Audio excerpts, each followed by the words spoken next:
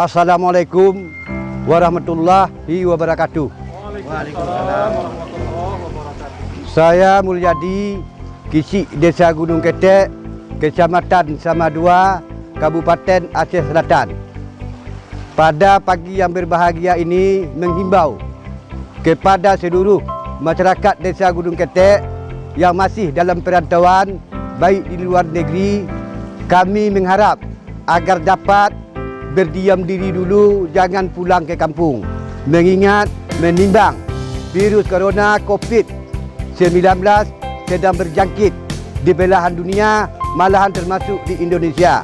Maka untuk ini saya harap kepada seluruh masyarakat yang ada di Desa Gunung Ketek agar jangan keluar dari kampung, agar dapat berdiam diri di kampung dan menjaga kesihatan, menjaga jarak, mencuci tangan. Semoga kita dihindarkan oleh seluruh penyakit yang sedang berjangkit sekarang.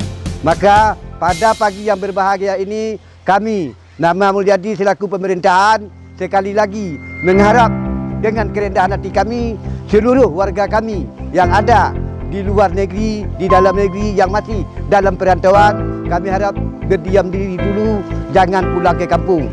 Kalaulah berkeperluan sangat-sangat penting pulang, tolong ikuti aturan yang sudah dibikin oleh pemerintahan kita, baik melalui sektor kesihatan maupun yang lain-lain. Sekian dan terima kasih. Assalamualaikum warahmatullahi wabarakatuh. Lapor kesihatan.